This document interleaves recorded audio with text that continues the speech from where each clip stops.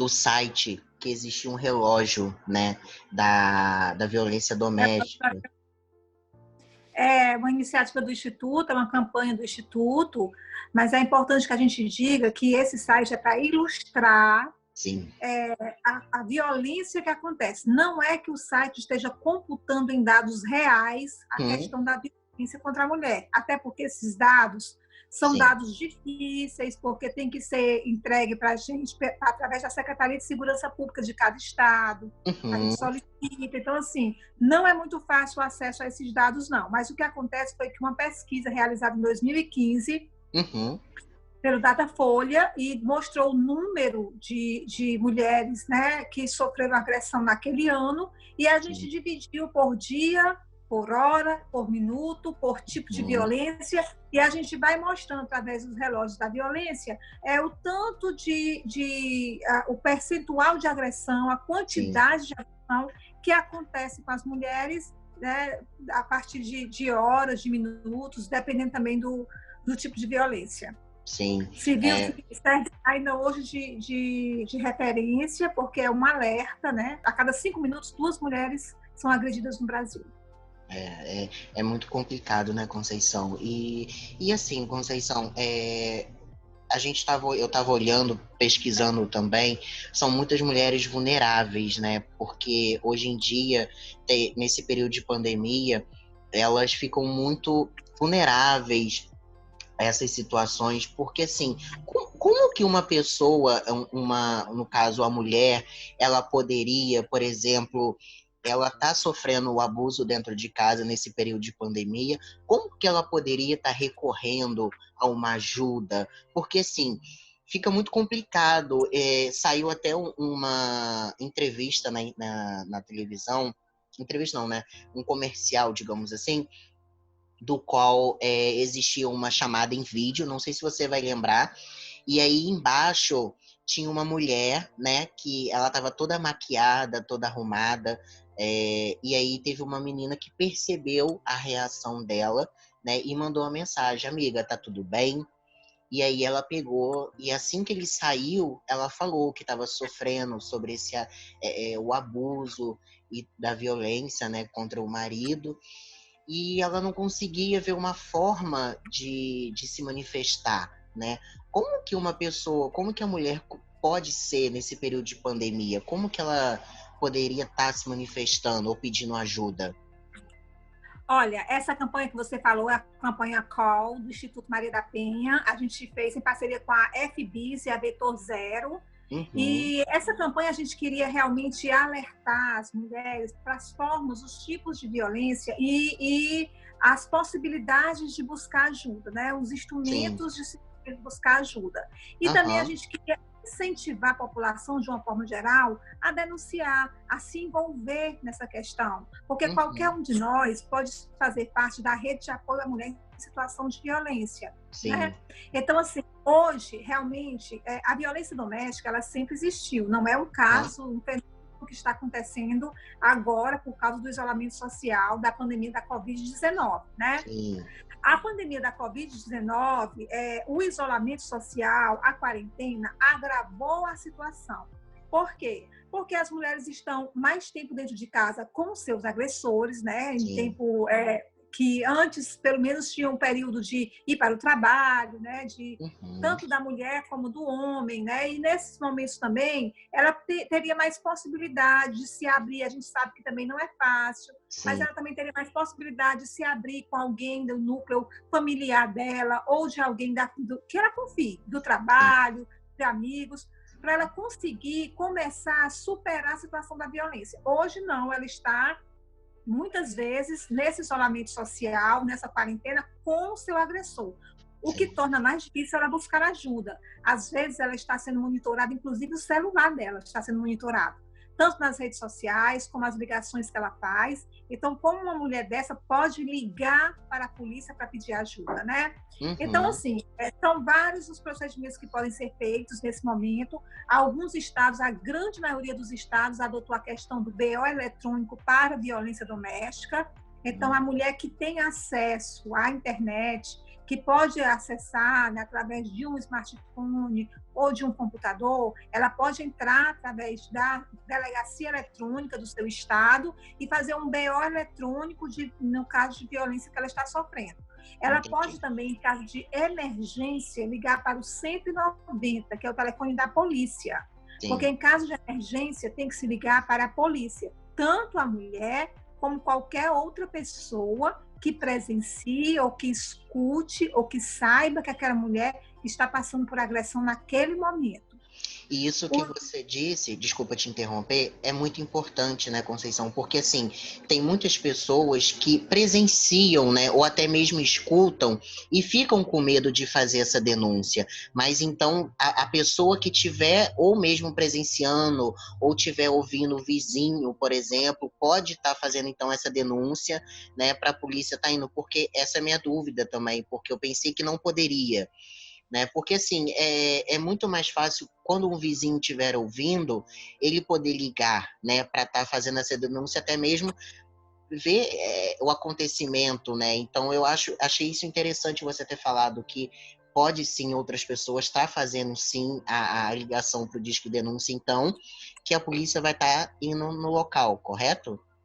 Sim, pode, qualquer pessoa pode fazer a denúncia, perfeito, inclusive anônima. Inclusive, sim, a pessoa não precisa nem se identificar para fazer a denúncia, certo? No caso de emergência, tem que se ligar para o 190, e no caso que o episódio de violência já aconteceu, pode se ligar para o 180, né? Pode fazer a denúncia também através do 180, que vai ser encaminhado para a Secretaria de Segurança Pública daquele estado. Mas, no caso de emergência, o melhor procedimento é ligar logo para a polícia, para que aquela situação de emergência cesse, né?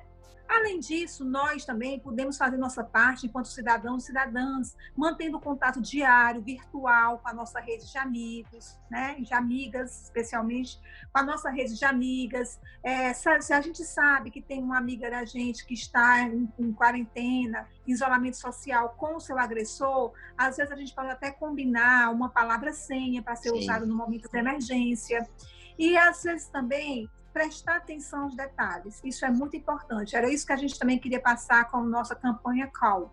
Prestar atenção aos detalhes. Às vezes a gente liga para uma amiga ou faz uma chamada de vídeo e a amiga não está com condições, às vezes pela presença do agressor ou às vezes mesmo pelo fator psicológico, de se abrir e de falar. Mas a gente tem que prestar atenção a uma respiração ofegante, a objetos de barulho sendo quebrados na casa, a gritos, né, a palavras de agressão. Então, tudo isso são indícios de que aquela aquela mulher pode estar naquele momento sofrendo uma situação de violência. A nossa responsabilidade com a nossa rede de amigas, nesse momento, é extremamente importante. Além disso, né, cobrar no poder público que as políticas públicas de atendimento à mulher, de acolhimento à mulher e de denúncia, sim, permaneçam abertas nesse período, né? As delegacias da mulher estão funcionando, pelo menos em todas as capitais.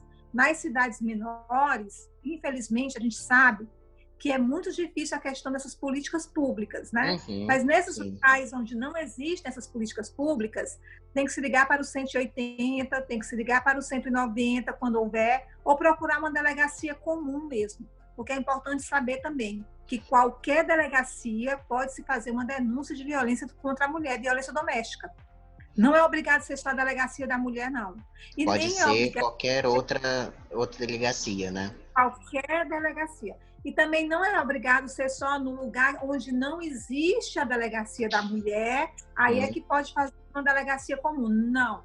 Em qualquer lugar pode-se fazer uma denúncia de violência doméstica na delegacia comum. Ora, muitas vezes a mulher sai de casa numa situação de fuga mesmo, só com a roupa do corpo. Verdade. Ela só consegue chegar na delegacia do bairro, onde ela vai correndo, ela vai andando. E quando consegue chegar também, né, Conceição? Quando ela consegue. Então, se ela chega lá e é dita a ela, não é aqui, não, a senhora tem que se dirigir para a delegacia da mulher, essa mulher está sendo desassistida pelo Estado, né? O que acontecer com essa mulher depois desse fato é responsabilidade do Estado. Entendi. Uma coisa muito, muito importante essa sua fala, porque, assim, é importante mesmo. Igual como você disse lá no início, a violência doméstica, ela sempre existiu. Ela não só foi existida agora, no período da quarentena. Porém, a nossa sociedade oculta muito a violência doméstica, não é muito falada, né? Eu acho super importante. O meu intuito de ter buscado o Instituto foi justamente isso, né? Eu, como estudante de psicologia, eu acho muito importante ser falado em relação da violência doméstica, em violência à mulher, que eu vi que tem crescido muito, cresceu agora diante da pandemia, né? E eu acho importante a gente sempre estar apoiando esses tipos de pessoas, né, que sofrem algum tipo de agressões. O meu padrasto, ele tem conhecidas, então, que foi muito difícil esse processo de ter ido numa delegacia, ter feito essa denúncia. Então, assim, o importante do Instituto, que eu estava lendo lá sobre vocês, eu queria até que você me contasse um pouco de como que funciona o Instituto, de como que foi fundado ele. Eu sei que você é uma das cofundadoras, né? Eu fico imensamente muito, assim, agradecido por estar sendo entrevistado justamente com você mesmo, né? E queria entender um pouco dessa fundação, como que ela existiu, de como eu sei da história da Lei Maria da Penha por alto, estava até estudando a lei dela até mesmo antes de estar vindo fazer a entrevista com você. Eu vi que o agressor próprio da Maria da Penha demorou acho que 19 anos para ser preso, se eu não me engano. Então, assim, é uma história muito triste de se ver e de se ler, né? Quem olha assim fala assim, nossa, gente, é uma coisa assim muito triste. E como que vocês, mulheres, hoje em dia, ao ter passado por isso, como que vocês se sentem? Como vocês vê, né, na sociedade que nós temos hoje em dia? Porque tem muitas coisas que a sociedade oculta, né, Conceição? Ela não mostra o que tem que realmente mostrar e não fala, né? Porque eu vi essa propaganda da violência, que eu acho importante em falar, e eu achei ela muito bem bolada. Eu até salvei ela para estar lembrando de comentar isso com você. E eu queria saber um pouco mais de você, sobre o Instituto, né, um pouquinho. Certo. O Instituto foi fundado em 2009 pela própria Maria da Penha e por um grupo de familiares e amigos, Uhum, né? E aqui em Fortaleza, a sede do Instituto é em Fortaleza, nós temos um escritório de representação em Recife, também muito atuante, na uhum, cidade de Recife, em Pernambuco como um todo. A nossa vice-presidente mora lá. Então, o Instituto já nasceu, já foi fundado com o objetivo de trabalhar projetos pedagógicos e educacionais na prevenção da violência contra a mulher através da educação. Porque a gente entende que essa mudança cultural que subjuga a mulher e a submete a situações de violência, para a gente conseguir mudar essa cultura, a gente tem que passar impreterivelmente pela questão da educação, não só por ela, mas principalmente também por ela. Então, a gente nasceu com esse objetivo de trabalhar esses projetos pedagógicos, como eu disse, a gente tem cursos que desenvolve nas universidades, uhum, com alunos, cursos de extensão em parceria com faculdades e universidades, com alunos que geralmente são desses cursos que vão trabalhar nas profissões de acolhimento, muitos alunos do curso de psicologia, como o seu, assistente social, direito, enfermagem, medicina, também alunos da comunicação social, para que eles já saiam da faculdade, para que eles já saiam para as suas profissões com um olhar e um tratamento mais humanizado para a questão da violência doméstica. sim. Esse mesmo curso a gente oferece nas áreas de vulnerabilidade social, né, para formar multiplicadores naquelas localidades, naquelas comunidades, para que eles sejam capazes de detectar violações de direitos, né? Esses Uhum, multiplicadores, eles passam a conhecer toda a rede de atendimento à mulher, com visitas, o Instituto Maria da Penha leva para fazer visita nas delegacias, aqui no meu estado, tem a Casa da Mulher Brasileira, né? Então a gente uhum, leva para fazer visita na Casa da Mulher Brasileira, em todos os órgãos, conhece as titulares desses órgãos, que é para humanizar também, né, esses equipamentos, para que elas possam indicar para outras pessoas. Fora isso, nós temos projetos também nas escolas, com crianças, através da Lei Maria da Penha em Cordel, com parceiro nosso, um arte educador, repentista, Tião Simpatia, que transformou os principais artigos da Lei Maria da Penha em literatura de cordel. Então, a gente já leva esse projeto também para as escolas, para as crianças, que tanto sensibiliza as crianças como o corpo docente também, que recebe uma capacitação sobre o tema. Sim. E desenvolve o tema também, não só na visita do Tião Simpatia, mas também durante a semana, né, desenvolvendo o tema, às vezes de redação, nas outras disciplinas, né, adotando o tema nas outras disciplinas. E, além disso, nós também produzimos estatísticas, né, nós geramos dados, através de dados de violência doméstica, nós realizamos uma pesquisa, a pesquisa de condições socioeconômicas e violência doméstica e familiar contra a mulher, desde o ano de 2016. As 2 primeiras ondas, a gente segue 10 mil mulheres desde o ano de 2016. Em 2016, 2017, ela foi aplicada somente na região Nordeste. Em 2019, essa pesquisa tornou-se nacional, porque nós ficamos em 3 estados da região Nordeste e fomos para mais um estado de cada região do Brasil. E a gente faz a relação da violência doméstica com a saúde, com a educação, com mercado de trabalho, com a economia, e avalia vários aspectos do impacto da economia na vida da mulher e da sociedade. Nós temos 3 relatórios dessa pesquisa que já estão disponíveis no site do Instituto Maria da Penha. Além disso, aqui no Ceará também a gente faz o acompanhamento dos assassinatos de mulheres aqui no estado, através de boletins trimestrais. E, fora isso, nós temos outros projetos também de levar formação sobre gênero e enfrentamento à violência para o interior do estado, através de uma plataforma de ONGs, que a gente vai para o sertão do Ceará e vai formar esses professores que vão vão replicar essas informações com os alunos. Além disso, também a gente faz formações com a comunidade escolar, a gente faz formações também com conselhos, tenta formar conselhos de mulheres onde não existe, já plantar aquela sementinha para que o movimento de mulheres se organize, porque a luta ela é diária. Todas as conquistas que nós, mulheres, tivemos partiram de lutas, de movimentos de mulheres, da sociedade civil organizada, né, para que a gente conquistasse a Delegacia da Mulher, o Centro de Referência e todas as conquistas de todas as leis que vieram para minimizar os problemas, né, que nós enfrentamos, essa discriminação histórica que tem, né, com as mulheres. Então, assim, as mulheres precisam realmente se organizar em movimentos, em solicitar naquele pequeno município, fazer umas reivindicações, fazer cartas reivindicatórias, levar para as câmaras dos vereadores, solicitar a abertura de um centro de referência da mulher naquele local, se não for compatível uma delegacia da mulher. Aqui no nosso estado, na Constituição do Estado do Ceará, diz que em municípios acima de 60 mil habitantes pode haver uma delegacia especializada, né? No caso, poderia ter uma delegacia da mulher. Mas, infelizmente, nós não temos em todos os municípios, nós temos um déficit de mais ou menos de 17 municípios que poderiam ter uma delegacia da mulher e não tem. Não tem. E assim, essa realidade não é só do Ceará.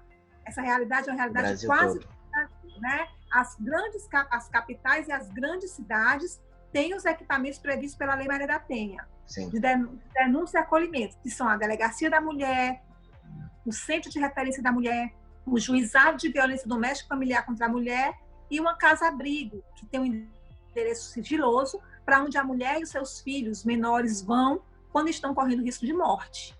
Né? Essa casa, ela fica onde? A casa-abrigo é um endereço sigiloso. Isso. A casa-abrigo, a mulher ela é encaminhada por outros órgãos da rede. A mulher chega na delegacia, está sendo ameaçada, o agressor está foragido, a polícia não encontra, ela já sofreu uma tentativa de homicídio muitas vezes e tal. Então, assim, ela não pode voltar para casa, porque ele conhece a casa dela, conhece a casa dos familiares. Então, até que essa situação se resolva, o agressor seja encontrado, ou seja preso, se for o caso, ou receba uma medida protetiva, até isso acontecer, essa mulher fica na casa-abrigo. Então, Conceição, deixa eu ver se eu entendi. Era uma das perguntas que eu ia até te fazer mesmo, que eu deixei até anotado aqui, que eu fui me recordar depois, era isso. Qual que é o respaldo que a mulher teria, por exemplo, se o homem apenas recebesse, no caso, o agressor recebesse uma medida protetiva, qual respaldo que a mulher teria? Então, ou seja, ela tem esse abrigo, que ele é um endereço sigiloso, para onde ela vai e ela fica lá com o filho, ou se ela não tiver o filho, correto? Correto. Eu queria complementar perguntando se, né, essa casa para onde ela vai, ela está registrada na lei ou é mesmo o instituto que já fala sobre isso? É assim, a Lei Maria da Penha, ela é considerada uma das leis mais avançadas do mundo, porque ela é uma lei punitiva, mas é uma lei pedagógica também, Sim. né? Além Uhum. de ela tratar sobre a punição dos crimes de violência doméstica mulher contra a mulher, Sim. ela também traz outros mecanismos para se trabalhar o enfrentamento à violência. Né? Não só a punição, não só o combate, mas o enfrentamento, que é muito mais amplo. Ela diz que deve acontecer campanhas publicitárias, por exemplo, falando sobre o tema. Ela diz que deve ter capacitação periódica para os profissionais que trabalham em cada um desses órgãos. Ela diz que deve ter pesquisas sobre o tema para que possam ser tomadas medidas de políticas públicas mais assertivas através de pesquisas e dados científicos. Então, ela se preocupa com o universo, né, da mulher e com o enfrentamento à violência. E ela fala que os estados devem adotar, mas a lei fala isso, mas o estado tem que fazer. Entendi. A lei propõe, mas o estado, né, tem o que governo propor. estadual tem que implementar, né? Sim. A polícia militar faz parte do governo do estado, de cada estado, né? Uhum. Então, por exemplo, a polícia civil também. Então, o governador do estado tem que implementar a delegacia da mulher naquele estado. Uhum. E fazer as diretrizes que estão na lei, que é capacitar periodicamente aqueles policiais que vão atender a mulher, para que a mulher não seja revitimizada quando ela chega. A gente sabe que tem muitos casos de mulheres que chegam numa delegacia para denunciar e são revitimizadas, a palavra delas é posta em xeque. Ou a polícia militar também, quando se liga para a polícia, no caso de violência, o policial chega e quer fazer uma conciliação na hora, quer dar um carão no agressor, né? E a gente sabe que isso acontece também, mas aos poucos também está sendo essa cultura está sendo modificada, porque esse agente público que está indo na casa dessa mulher atender o chamado de violência, ele está representando o Estado. Então, ele tem que fazer valer a lei. Ele tem que fazer valer a lei. Então, a lei diz que é para existir nos estados, nos municípios, né? Uhum. Uma delegacia da mulher, um centro de referência da mulher. O centro de referência da mulher, lá não se faz a denúncia. Lá tem uma equipe multidisciplinar de psicólogo, assistente social e advogado para acolher essa mulher. Muitas vezes ela chega lá muito fragilizada. Ela não sabe direito como é que ela aplica a Lei Maria da Penha. Ela não sabe o que vai acontecer depois. E ela tem dúvidas também em relação aos filhos, a visita dos filhos, a questão de pensão alimentícia. Então, o Centro de Referência da Mulher pode tirar essas primeiras dúvidas e encaminhar essa mulher também para o núcleo de gênero da Defensoria Pública, que vai cuidar só desses assuntos, especialmente quando a mulher não pode contratar um advogado particular. A Defensoria Pública tem um núcleo de gênero para isso. E o Centro de Referência é muito importante porque essa mulher vai se fortalecer para tomar a decisão da denúncia. Porque esse momento da decisão só pertence à mulher. Ela quem sabe o momento de denunciar. Só ela quem sabe. Então, ela vai no Centro de Referência se fortalecer e juntos vão traçar estratégias para que ela consiga realmente fazer a denúncia. Porque muitas, na hora da denúncia, vão ter que deixar a casa, vai ter que sair de casa. Muitas vão para a casa de familiares, mas outras não podem ir. Outras sabem que vão sofrer ameaça, tem que ir para um abrigamento. Então, tudo isso é analisado no Centro de Referência. O juizado de violência é que vai tratar, né, da causa de todo o processo, e lá também se expede a medida protetiva, né, que você falou no começo. Sim. E a casa-abrigo, que é esse endereço sigiloso, certo? E tem, além disso, tem ainda o núcleo de gênero do Ministério Público, o núcleo de gênero da Defensoria Pública. Existe um projeto, desde 2013, para ser criado nas capitais a Casa da Mulher Brasileira. Dentro da Casa da Mulher Brasileira se concentram todos esses equipamentos que eu falei, que é para evitar a peregrinação da mulher quando ela resolve denunciar. Então, lá dentro desse ambiente da Casa da Mulher Brasileira, lá dentro tem a Delegacia da Mulher, o Centro de Referência da Mulher, o Juizado de Violência, o Núcleo da Defensoria Pública, o Núcleo do Ministério Público, tem uma brinquedoteca para as crianças ficarem sendo assistidas enquanto as mães denunciam. E só não pode ter a casa-abrigo, porque o endereço tem que ser sigiloso. Tem que ser sigiloso, entendi. Perfeito. Então, essa é uma grande política pública, sabe, que ajuda demais no momento da denúncia, só que, infelizmente, só existem 5 casas da mulher brasileira funcionando no nosso país hoje. Só existe 5. Aqui no Rio de Janeiro tem? No Rio de Janeiro, eu não sei ao certo agora se tem. Eu sei que São Paulo tem, Cuiabá, Mato Grosso, mas depois eu posso dar uma olhada e responder por... Tá bom, não tem problema não. E Conceição, deixa eu te fazer... Eu tô com a minha colinha aqui, né, que eu pesquisei sobre o Instituto e tudo mais, e eu tô vendo aqui que, de acordo com as pesquisas, em 2015, o último levantamento, né, quantitativo nacional sobre o assunto, o Brasil é considerado o 5º país no mundo com maior número de feminicídios, né? Segundo os dados divulgados pela Organização das Nações Unidas, só em 2017 foram 4.600 casos. Hoje em dia, Conceição, eu vejo que entre 12 e 14 mulheres são mortas todos os dias. Aqui no Brasil, hoje em dia, eu vejo eu digo jovens da minha idade, mais meninas, eu vejo muitas meninas levantando bandeira sobre o feminicídio, sobre essas coisas todas, só que metade delas não sabem o que de fato é o feminicídio, né? Eu sei que o feminicídio é um assunto muito sério e muito grave de se falar.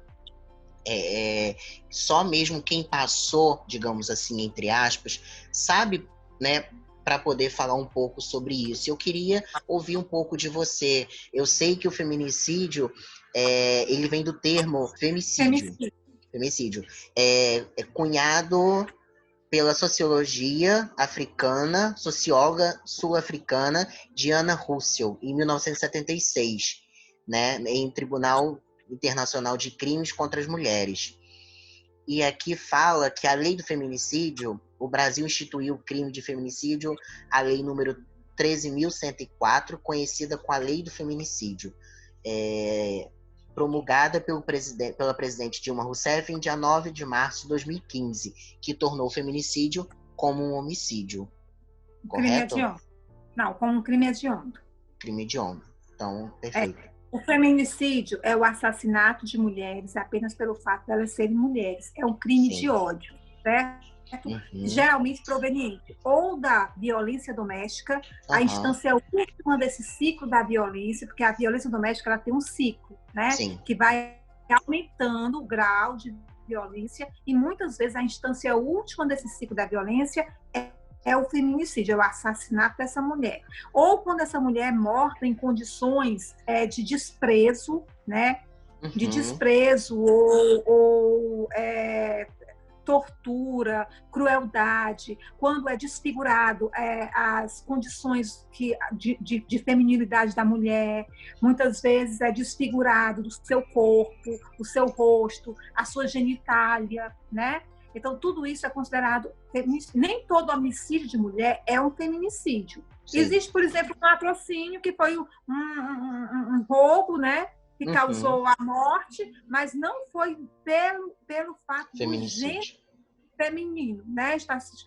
Não foi um crime de ódio ao gênero feminino. Mas o feminicídio é uma situação muito grave no país, até porque é um crime passível de ser evitado. Sim. Porque, por exemplo, a violência doméstica, o país, o nosso Brasil, o Estado brasileiro, tem que ter os procedimentos adequados para não deixar que essa mulher que está passando por violência, que muitas vezes procura até o Estado para comunicar o fato, né? Mas a situação não é resolvida. Então, assim, essa mulher morrer por uma situação de violência doméstica era um crime evitável, né? Sim. Então, onde é que nós estamos falhando? Onde é que o Estado brasileiro está falhando? Que ainda as suas mulheres ainda morrem dentro das suas próprias casas, local onde elas deveriam ser acolhidas e amparadas, e por alguém que um dia lhe jurou amor, né? O que é muito importante, por alguém que um dia lhe jurou amor. E eu queria aproveitar e falar um pouquinho do ciclo da violência, já que a gente já entrou no tema, né, para a gente entender um pouco como isso acontece. É importante a gente saber que a violência doméstica, ela nunca começa com a violência física. É importante a gente saber que a violência doméstica tem 5 tipos de violência que são tipificados na Lei Maria da Penha. Não é só a violência física. Muitas pessoas ainda acham, mesmo nos dias de hoje, que a violência doméstica é só a violência física. Sim. Ou que só pode ser denunciada na Lei Maria da Penha a violência física. Os outros tipos de violência não podem ser denunciados. Então, às vezes, as mulheres não sabem nem identificar que estão passando por uma situação de violência. Mas existe a violência psicológica, patrimonial, sexual, moral e a física. A física é a ponta do iceberg, é o que aparece. Sim. É o espancamento, é a puxão de cabelo, pontapés, tapas, empurrões, tudo isso é violência física. Mas a violência contra a mulher, a violência doméstica, ela começa sempre com a violência psicológica, né? Entendi. Que muita agressão verbal, afasta a mulher do ciclo de amizade dela, não deixa ela ver a família, não deixa ela visitar os amigos, muitas vezes impede de trabalhar, de estudar, e vai minando a autoestima dessa mulher. Essa mulher vai ficando tão fragilizada que ela começa a suportar outros tipos de violência. Primeiro, ela acha que a culpa é dela. Mas por que eu não fiz a janta no horário certo? Ele chegou e ficou com raiva. Mas por que eu não arrumei a casa direito? Até ela entender que nada que ela faça vai cessar a violência doméstica, só aí já passou muito tempo. Então, esse ciclo da violência geralmente começa com a violência psicológica, né? E passa por outros tipos de violência patrimonial, violência moral, sexual. E aí tem um episódio da violência aguda, que geralmente é um episódio de violência mesmo física ou sexual. E depois tem a lua de mel, onde ele pede desculpas, diz que aquilo não vai mais acontecer. Muitas vezes ele chora, diz que está arrependido, leva ela para passear em algum local que ela gosta, dá presentes para ela, alguma coisa que ela gosta. E sempre ela tentando comprar, né? Sempre tentando dizer que aquilo não vai acontecer de novo. E ela acredita porque ela só queria que ele voltasse a ser quem ele era antes. Ela só queria que ele voltasse a ser aquele homem com que ela se casou um dia, que lhe jurou amor. E assim, depois dessa fase da lua de mel, volta de novo a fase da tensão, e até que acontece de novo um episódio agudo de violência. E esse, toda a vida, vai ser mais forte do que o primeiro. E assim passam-se muitos anos, né? Olha, nos nossos cursos, nas nossas práticas pedagógicas, muitas mulheres espontaneamente dão depoimentos dizendo: eu passei por 17 anos de violência doméstica, eu passei por 8 anos, por 7. Claro que tem casos de 2 anos, 3 anos, a mulher conseguir romper o ciclo, sair, mas tem muitos casos em que ela vai esperando ele voltar a ser quem ele era, vai esperando as coisas melhorarem. Muitas vezes os filhos são pequenos, ela não quer se separar, né? O filho vai crescer sem o pai. Tudo isso ela leva em consideração até ela conseguir tomar a decisão da denúncia. E, Conceição, uma pergunta sobre a violência psicológica, né? Como lidar com o abuso psicológico, né? Porque, assim, é igual você disse que é um ciclo, né? São 5 tipos de violência, e eu acho que das 5, claro que, longe de mim falar que existe uma pior do que a outra, claro que não, porque todas elas são muito agressivas, né, e pesadas, mas eu acho que a psicológica em si, eu acho que é um fator maior, né, porque mexe com o psicológico total da mulher, né, a fragilidade fica muito maior. Como lidar com isso?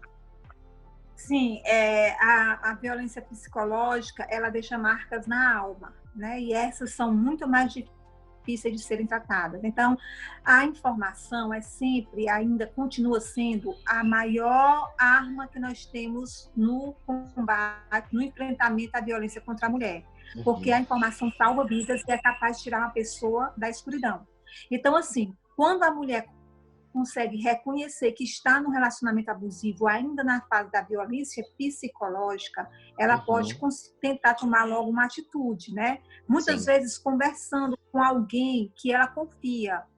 Romper o silêncio é o primeiro passo, porque como você mesmo disse no começo da nossa conversa, a violência doméstica ainda é muito silenciosa. Ela é silenciosa e ela é silenciada, né? As mulheres passam por aquilo sozinhas. É uma dor que elas sofrem só. Às vezes elas têm vergonha de dizer que apanha do marido, têm vergonha de dizer que ele é dominador, controlador, que não deixa ela ir para uma festa, que não deixa ela sair com a própria família, não deixa ela vestir certas roupas, usar certos acessórios, trabalhar fora, estudar.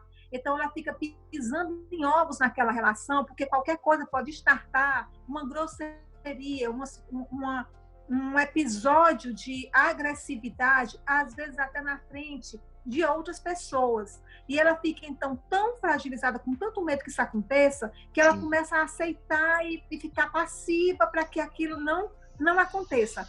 Então, quanto antes ela conseguir se comunicar, ela conseguir romper o silêncio, conversar com alguém, dizer para uma pessoa de confiança. E também, assim, as informações são extremamente importantes. A imprensa, nesse ponto, ela é uma aliada no sentido de divulgar o que pode ser feito. Porque se ela comentar com uma amiga e a amiga também não souber, mas que pelo menos dê força das duas juntas procurarem, é importante. Porque ela tem que saber se na cidade dela existe uma delegacia ou não. Se ela não souber, ela tem que ligar para o 180. O 180 diz se existe delegacia ou não, ou pode fazer a própria denúncia. Então, assim, às vezes a amiga sabe informar. Se a amiga, às vezes, é amiga ou parente, né? Amiga ou parente, pode ser parente de mulher, muitas vezes o irmão, o pai, né? Alguém ajuda, um amigo do trabalho, ajuda também. E ela pode, às vezes, até acompanhá-la, porque ela sente dificuldade de ir só até uma delegacia, ela tem vergonha de entrar na delegacia, de ir até lá. Então, assim, primeiro de tudo, essa escuta ativa. Escutar o relato dessa mulher e dar crédito ao relato. Porque a gente sabe também que, muitas vezes, quando a mulher consegue romper esse silêncio de tanto tempo, essa situação torturante que ela passa em casa, ela ainda recebe comentários, às vezes, da própria família, como, por exemplo, mas o fulaninho fez isso. Mas o que você fez para ele fazer isso com você? O que foi que você fez? Né? Então, assim, dar crédito aos relatos dessa mulher é o primeiro passo para ajudá-la a romper o ciclo. E, às vezes, frases que são simples, mas que para ela vão surtir muito efeito, como, por exemplo, você está precisando de ajuda?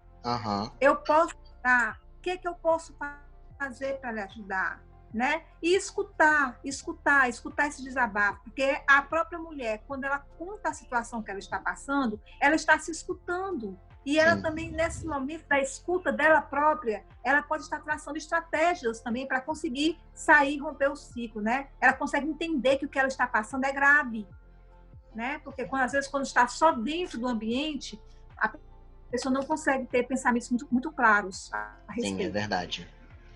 É muito importante isso, porque o psicológico mexe em tudo, né, Conceição? Abala a pessoa na autoestima, na vida, né? Eu acho que na vida inteira, assim, eu já tive casos que eu estava ajudando o meu professor a atender, e eu tive relatos de eu vou falar que criança, porque para mim ainda é criança, com 14 anos, que foi abusada pelo próprio pai. E a mãe deixou aquilo dali, sabe? A mãe continuou com o esposo. Então, assim, aquilo dali é uma sensação muito ruim, porque eu acho que, eu posso estar errado, você pode me corrigir, mas eu acho que a mãe continuar com o esposo diante desse cenário, ela está contribuindo com um fato que é grave, mas eu acho que ela está tentando ali acobertar de uma situação que, igual você disse, que ele vai melhorar, ele vai voltar ao que ele era antes, isso não vai acontecer mais, mas que entra no caso psicológico, que fica marcado para a pessoa. Ela vai levar aquilo para o resto da vida, e não é à toa que ela foi em busca de um psicólogo justamente por conta disso. Quando acontecem esses fatos assim, Conceição, por exemplo, de criança de 14 anos, o psicólogo ele pode intervir, ele pode fazer denúncia, como que funciona?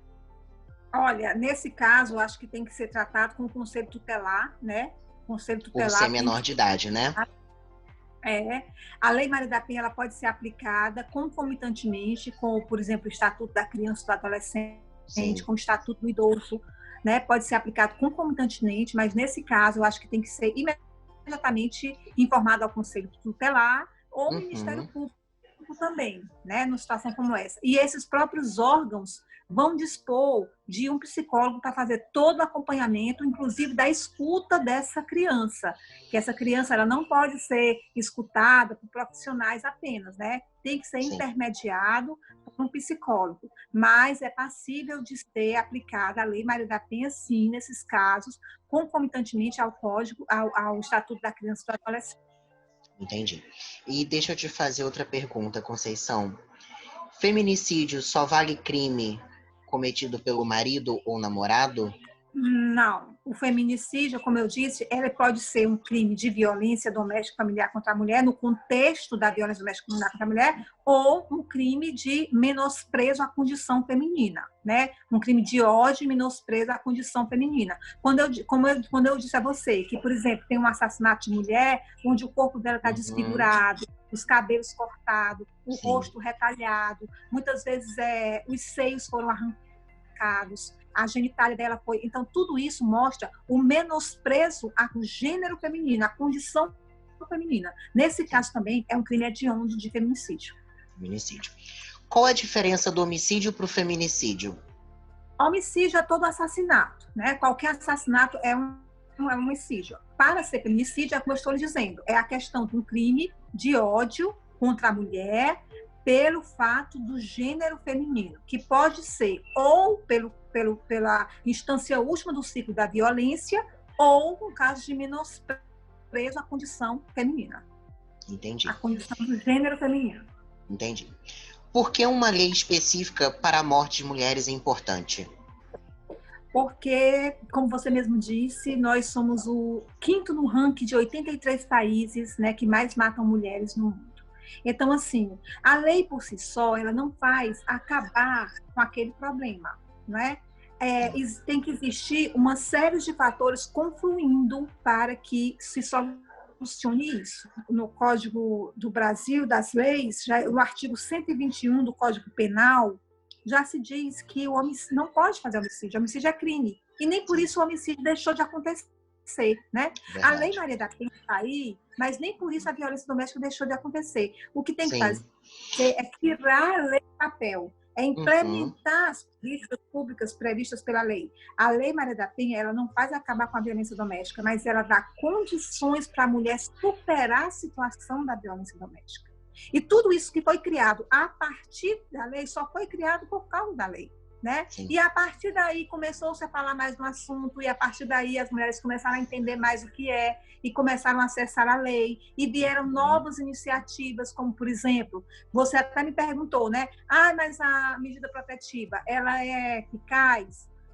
Olha, eu posso dizer a você que a medida protetiva é eficaz. Acontece casos de homens burlarem a medida protetiva? Acontece. Mas agora também é crime, né? É um dos fatos das situações em que ele pode ser preso, o agressor pode ser preso. É quando ele descumpre a medida protetiva. E isso também é crime. Hoje é considerado crime.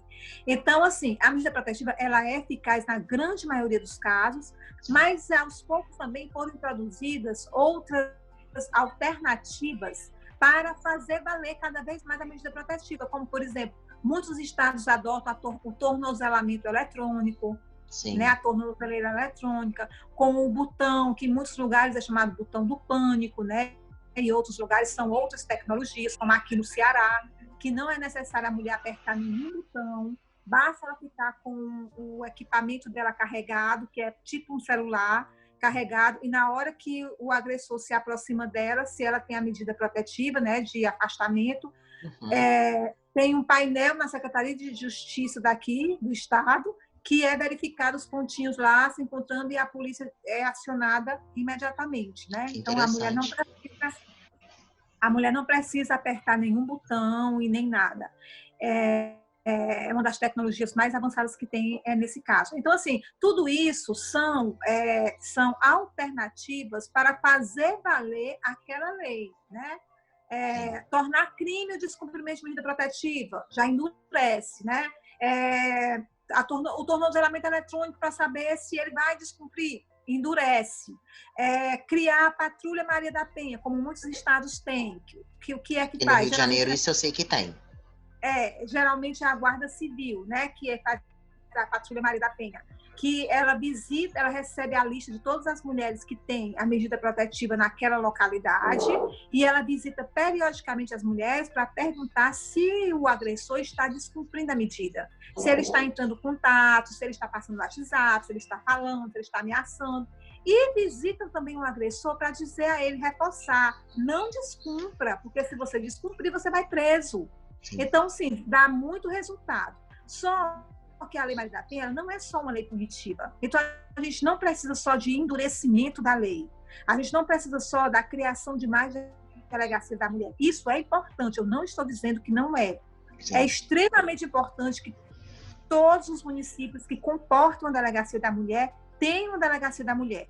É extremamente importante que qualquer município do país, por menor que seja, crie um centro de referência da mulher, para que essa mulher possa ser acolhida. E aí, através de um consórcio de municípios, por exemplo, ser criada uma casa-abrigo no município próximo, para essa mulher que chegou no centro de referência, ser encaminhada para um outro município para ficar na casa-abrigo de lá, né? Então, essas estratégias elas podem ser traçadas. Mas, além disso, é necessário cuidar da educação, é necessário, está previsto na própria Lei Maria da Penha, está previsto no relatório do caso da Maria da Penha, que foi para a OEA, que o Estado brasileiro adote nos currículos escolares uma disciplina que trate sobre direito das mulheres, direitos humanos e conflitos intrafamiliares, para que essas novas gerações já aprendam a lidar com esses conflitos sem levar em consideração a atitude violenta.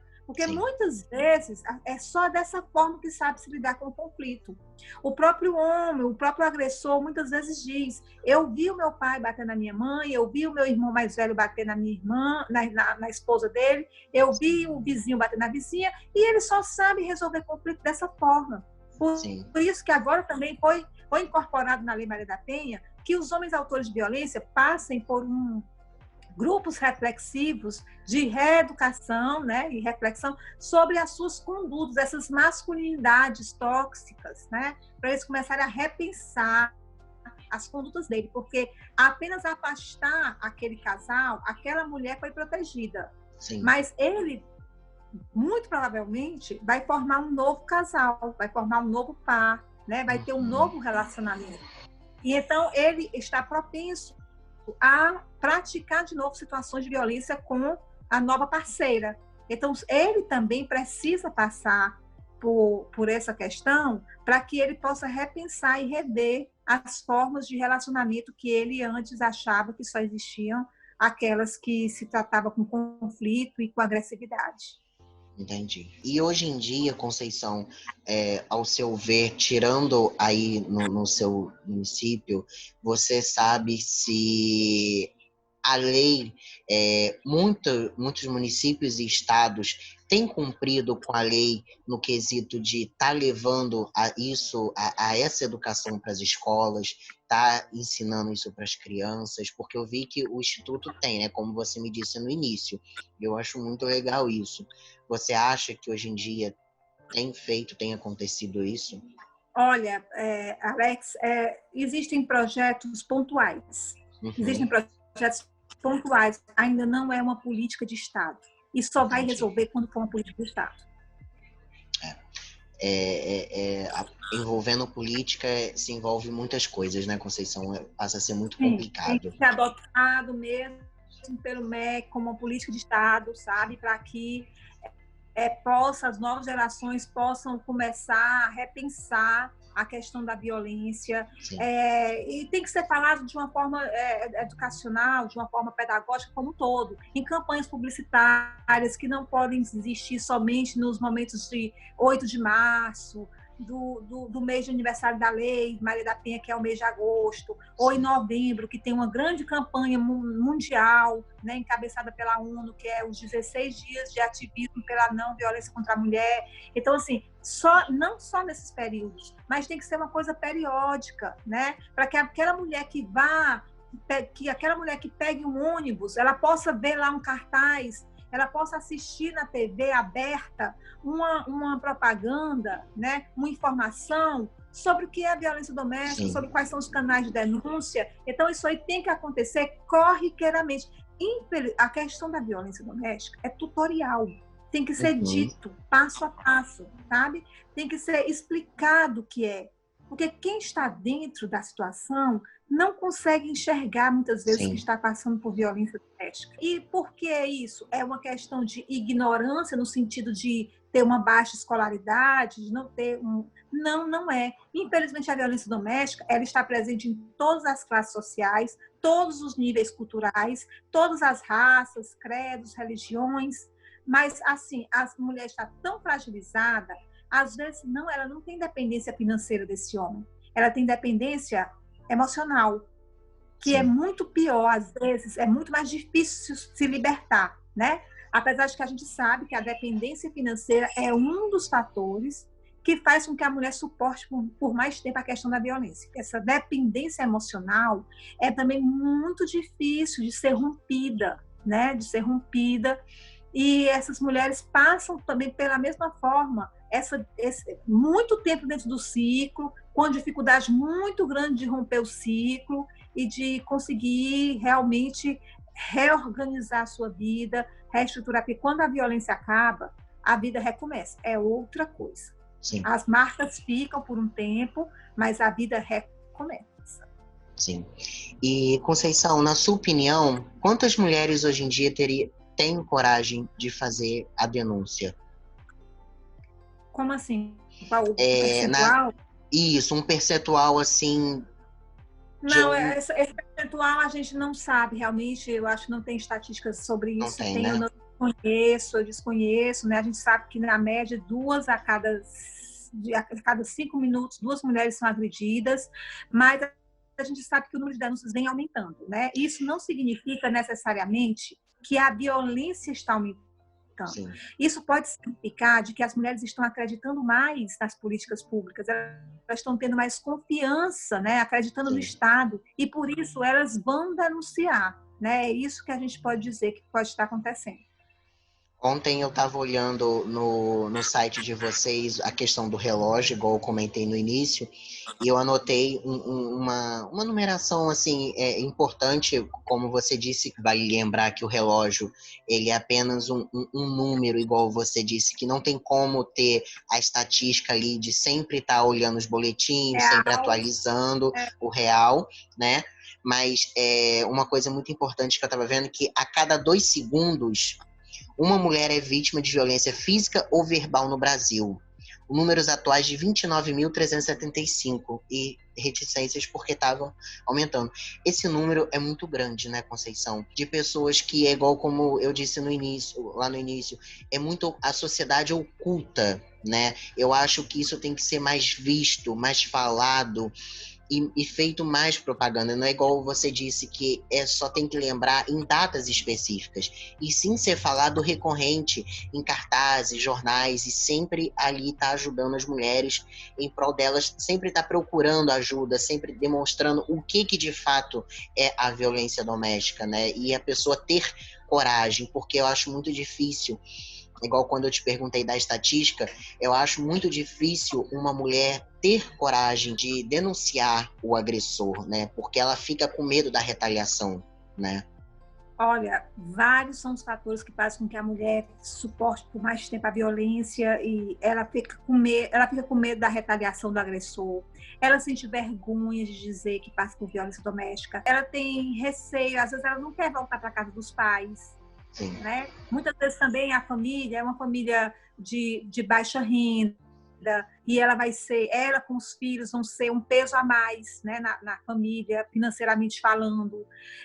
Às vezes também ela pensa, eu vou ter que denunciar, eu vou ter que sair daqui, meus filhos vão sair da escola, eles já estudavam na escola perto de casa, eles vão ter que sair, eu vou ter que sair do trabalho. O que vai acontecer comigo, o que vai acontecer com meus filhos, e o pai dos meus filhos vai ser pichado, né? O que vai acontecer? Então, assim, tudo isso ela pensa antes dela tomar a decisão de denunciar. Geralmente ela denuncia quando os filhos já estão maiores, que eu quero dizer assim, estão mais crescidos. Que já entendidos também do assunto, né? Da separação e tudo mais. E também, às vezes, a violência começa a atingir os filhos. Aí, nessa hora, também, ela toma a atitude de denunciar, né? Às vezes, eles já estão até, como você disse, já têm consciência, e quando existe um momento da agressão física, os filhos se metem, né? Não deixa o pai, aí acaba apanhando também. Sim. Aí a mãe, com medo de acontecer coisa pior, aí ela denuncia. Mas, se não, ela suporta por muito tempo antes dela conseguir denunciar. Entendi. Conceição, o que você me diria da frase que muitas mulheres falam, meu corpo, minhas regras? Eu acho que as mulheres estão tomando consciência disso cada dia mais. Eu acho que as mulheres estão tomando consciência disso cada vez mais cedo. Eu acho que as jovens, como você falou, a internet também ajuda muito nesse ponto, né? Tem muitas meninas jovens ainda, blogueiras, youtubers, que estão falando no assunto, ou que estão seguindo meninas outras que são feministas, ou que já passaram por uma situação de violência, ou que já viram os pais passarem. A mãe passar pelo pai, e estão falando sobre o assunto, e isso aí é extremamente importante, porque a violência doméstica, ela está começando cada vez mais cedo, ainda no namoro, né? E em contrapartida a esse núcleo de meninas que estão mais atentas aos seus direitos, aos movimentos de mulheres, aos movimentos sociais, a esse engajamento, a essas hashtags que tem de engajamento em relação a campanhas contra a violência contra a mulher, mas também tem muitas que ainda estão sujeitas a relacionamentos onde elas acham bonito, eles têm ciúme exacerbado, elas acham que ele é uma prova de amor, né, uma prova de afeto, eles escolherem a roupa que elas vestem, elas acham que aquilo é uma prova de carinho. Então, assim, tem que ficar muito atenta a esse namoro, onde o namorado já começa a impedir a namorada de ter amigos, de frequentar locais que é da idade, que todas gostam de ir, cinema junto com os amigos, né? Até a própria família se restringe um pouco, não deixar vestir certas roupas, só pode ter amiga menina, não pode ter amigo menino, fica com a senha na rede social. Ele mesmo, às vezes, responde às mensagens dela do WhatsApp, ou do Facebook, ou do Instagram. Então, assim, tem que ter muito cuidado nesse momento aí, por isso que tem que existir essa comunicação. Essa comunicação, ela tem que também fazer parte da rotina de comunicação estatal. O governo tem que falar sobre isso, né? Tem que ter campanhas sobre isso também, não só para mulheres que estão passando por violência, mas na linguagem de mulheres jovens, como também tem que ter para atingir todos os públicos, todas as mulheres, né? Mulheres das florestas, mulheres quilombolas, mulheres indígenas, mulheres das águas, mulheres com mais idade, mulheres idosas. Todas essas mulheres têm que ser contempladas, e dentro das suas especificidades, mulheres negras, dentro das suas especificidades, tem que existir políticas públicas que amparem-as dentro das suas especificidades. Entendi. Hoje em dia, no cenário atual, que é igual eu te disse, em questão do feminicídio, muitas pessoas não sabem exatamente. Muitas pessoas, eu digo, gente da minha idade, jovens da minha idade, pessoas que não têm acesso à internet, não têm acesso a uma comunicação de uma forma rápida e pequena, talvez. Como poderia se descrever o feminicídio? O que seria, de fato, o feminicídio, em resumo, para pessoas que não entendem e pessoas que não sabem diferenciar?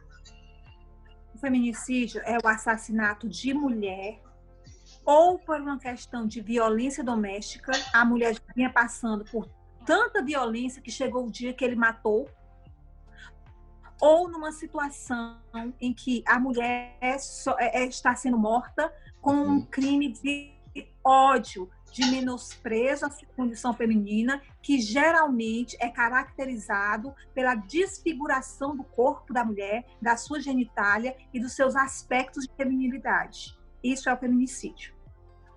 Entendi. Ficou, acho que, bem claro para todos entenderem. Conceição, eu te agradeço imensamente pela entrevista. Acredito eu que tenha ficado uma entrevista bem bacana, acho que bem esclarecedora também. Eu estarei colocando quanto no YouTube, no meu canal, quanto no meu Instagram. Antes de tudo, eu vou passar para você dar uma olhada, ver se ficou legal e tudo mais, tá? E queria mais uma vez te agradecer a oportunidade de vocês terem concedido essa entrevista e ter falado com uma das fundadoras do Instituto Maria da Penha. Fico imensamente grato por isso. Alex, eu que agradeço, o Instituto Maria da Penha agradece. Se por causa dessa nossa entrevista, uma única mulher conseguir romper o ciclo da violência, o Instituto Maria da Penha tem realizado a sua missão. Estou à disposição de vocês e você pode por favor, acesse nosso site. Nosso Instagram também recebe muitas dúvidas de mulheres, a gente responde essas mulheres que nos procuram através do direct do Instagram. No YouTube também a gente tem um canal e também o Facebook. Então pode seguir as nossas redes para saber o que está acontecendo. E sobre o curso que você disse, Conceição, qualquer pessoa pode fazer? Como que funciona? Olha, os cursos ainda são presenciais, nós estamos nesse momento pensando justamente em plataformas para a gente conseguir levar os cursos, né, para uma plataforma para ficar online. Mas nós estamos dando palestras online para todo o Brasil, participando de webconferências, de entrevistas e, inclusive, a gente está também fazendo muitas palestras para empresas, né, para funcionários, colaboradores de empresas, né, palestras em company, tudo através da internet, de plataformas de webconferências. Entendi, perfeito. O dia que os cursos estiverem, né, online e disponível, tenho certeza que eu ficarei muito grato de estar participando disso, tá? E, Conceição, agradeço mais uma vez, muito obrigado, tá? Tenha um bom final de semana, uma boa semana para você, tá bom? Alex, parabéns pela sua iniciativa de estar falando sobre esse assunto, sobre esse tema para o seu canal, na sua audiência, né? Para pessoas que tem a sua idade, que às vezes faz o mesmo curso que você ou não, mas que me escutam, né? É uma grande iniciativa e a gente precisa de pessoas como você.